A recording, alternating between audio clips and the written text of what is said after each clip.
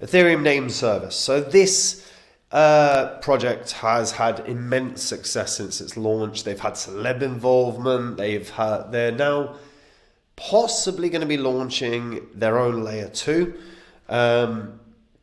They've also had some recent news that have been very, very positive that I'm going to talk about in this video, all of which I think is going to lead to some gains. I'm not talking about astronomical necessarily in this video, but I do want to take a look at where potentially this can go.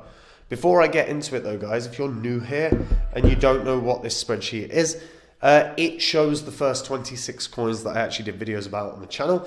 Now, in all the videos, I showed myself buying up these coins because they were ones that I expected were going to make me a lot of cash. Now, if you'd have gotten in on these coins as well, say popped $100 into each of them when I released the vids, these are the prices you'd have gotten in on. All you would have had to do is sit on these coins for around 16 months and you'd be able to sell at these prices, and these are what your profits would have been. So 100 into each in under a year and a half would have netted you over 123 grand in profit. Not quite a house, but not bloody bad in under a year and a half. Thing is you don't have that long to sort your portfolios out. We're in a bull cycle right now, really close to the end of September. October is known as October in crypto. So if you're not happy with the coins you own or confident in the coins you own, do something about it as soon as possible.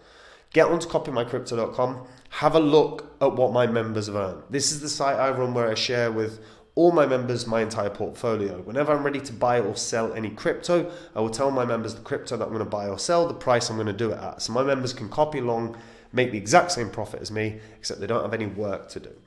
On the site, you will see what my members have earned. You will see their testimonials, all our successes. It's all public record as well, so you can verify it all. If you like what you see, worth trying out before, especially before October starts kicking on, guys.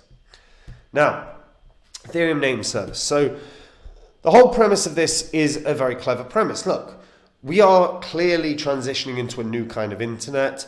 So Ethereum Name Service, the whole premise effectively was you can create your own website. You're like the domain name services, except it's an Ethereum name service.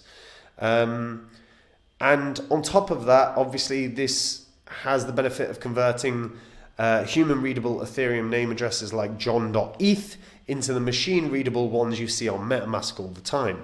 It actually can do the reverse as well. What that could mean is that this becomes so much easier to onboard any new person into crypto. One of the big issues with people that are brand new to crypto is sending money around. The amount of people I know that didn't know how to send money and have effed that up and lost crypto because they've sent it to the wrong address. Staggering. So potentially you're saving an onboarding issue for tons of people moving into the future. But bigger than that really is, look, we are moving into this Web3 idea.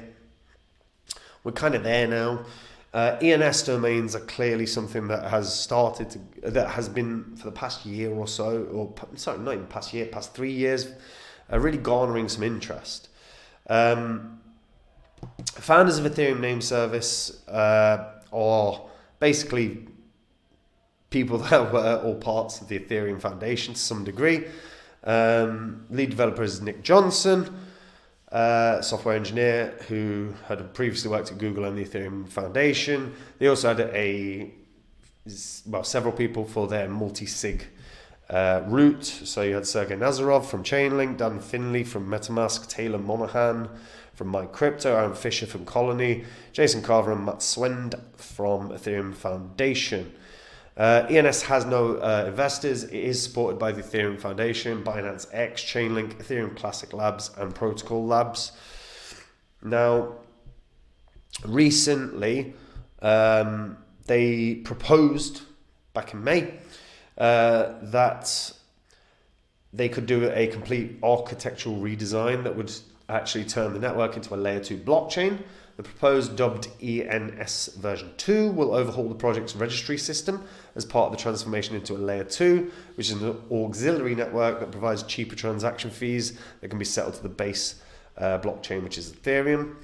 It was initially discussed in an interview on CoinDesk that the project was leaning towards using technology from the layer 2 chain development kit ZK Stack from MATLabs. Now, ENS Labs, a spokesperson, by the way, said this. ENS Labs do not have a determined stack for the layer 2 expansion as of yet. All options are obviously on the table. There have obviously been discussions around zero-knowledge rollups. And part of that as well is Vitalik Buterin, in many different blog posts, has talked about the benefits of zero-knowledge technology, zero-knowledge rollups specifically. This new initiative by ENS follows a new blockchain trend where some protocols atop Ethereum and even other layer 1s are migrating to become layer 2s to address the needs of the community, such as the desire for cheaper fees, etc. Earlier this month, the layer 1 chain CELO concluded an 8-month search for its new layer 2 home, settling on Optimism's technology. We were bound to see this, because also one thing that is going to start happening is particularly as the crypto space grows, is huge amounts of congestion can occur, right? Anyone that was here back in 2017 knows what I mean, right? CryptoKitties screwed Ethereum's blockchain for ages. I remember trying to move money on Ethereum, and CryptoKitties thing had come out and it had congested the network to the degree that it took about a day and a half to actually get my money. It pissed me off immensely. Now, I don't think we're necessarily at the point where we're going to have this huge adoption to the point that every network's going to get congested. But, if we did say potentially have 100 million people out of nowhere just go, right, I'm into crypto now, I'm going to start moving money around, the congestion can happen very, very fast. Very, very fast. Obviously, certain layer 1s, layer 2s are going to do better than others because some have just way, way, way better throughput than others. But, it becomes it's an interesting idea. We'll see if ENS actually move forward with it. Obviously, that was a proposal back in May. Big news recently is regarding this. So this week, PayPal and Venmo have officially integrated ENS. Now that brings potentially ENS to millions of users. There are now officially over 11 million CBID registrations. MetaGov steward did a deep dive into how Coinbase leverages ENS. They recently published an ENS version 2 update by the head of the product. And they announced that some tickets are live. There's lots. I mean, the thing is we're drowning in conferences these days, like whether it's in Dubai, whether it's in any other, there's so many countries. You can't constantly get people reach out and go, do you want to come to this conference? Do you want to come to this conference? It's a wild space at this point. It's always happening all the time.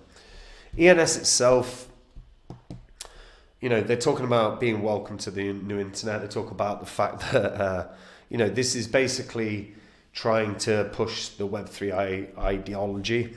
Web3 ideology is here now. I mean, I don't think anyone's naive to that.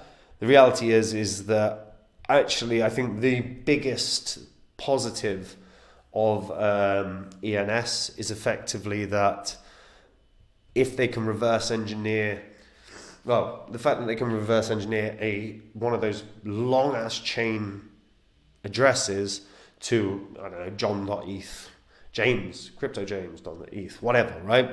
It all of a sudden becomes incredibly important for anyone that's new to crypto, because things can get a lot easier. You've still got to figure out a way to onboard everyone that potentially is new to crypto in that regard, but that could actually save a lot of hardship, a lot of difficulty. Imagine if you're a 50 or 60-year-old person that's not exactly tech savvy at the best of times, entering into a crypto space where things are rather complex. It can get very, very difficult. And that, as a concept, as an idea, could be brilliant. It could be enormous with regards to just making things easier for anyone new in the space. It's a very, very interesting idea. Now, ecosystem-wise, they've grown reasonably well. They're trusted by some big names within crypto, but I also am intrigued by, do they get a celeb rub again? Because they had that in 2021 and they did really well off of that. Now, obviously, the biggest thing for ENS was it was a really successful airdrop. Anyone that bought a domain early doors airdropped the token, and then it pumped off the back of the launch, and went to highs of $85. Now, I still think there is absolutely a world where this gets to $100. This bull cycle, that's about 5x from where it is right now. $19.70, right? But if the celeb rub comes, they could do really well. Like, we saw Anthony Hopkins getting a friggin' ETH domain, or an ETH address, right? And the question really is going to revolve around, do we see the celeb culture get back into crypto this year or over the next really 6-7 months? If they do, this could go way higher than $100. But I still think $100 is a really fair shout. We've seen millions of Ethereum domains being created out of nowhere. We have seen, don't forget how big a deal it is to snipe a website's domain. Like, even just traditional DNSs, right? If you notice that, I don't know, friggin' Nike as an example. I always throw it to Nike. I don't know why. Because I actually hate trainers. I don't care. Like, I'm wearing flip-flops right now. It's fucking freezing. But say you notice Nike's domain has expired or is about to expire. If you can snipe that, they have to buy it back off of you. And if you know the net worth of Nike, you're going to make tons. Sniping domains is going to be a big deal, which is why I think ETH domains can do really well. And I think $100 is really fair target. It would put it at about 3.3 billion market cap, which is very high. Given that I don't think we've really had that huge emergence in the Web3, with Web3 growth properly. I know that it's always discussed, but if you stop a randomer on the street and go, what's Web3? They won't be able to tell you shit.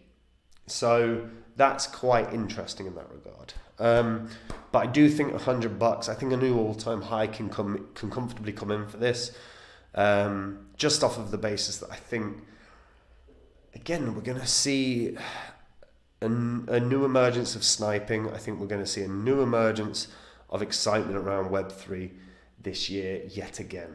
I think that is now going to be a narrative that pretty much carries through for the next few years.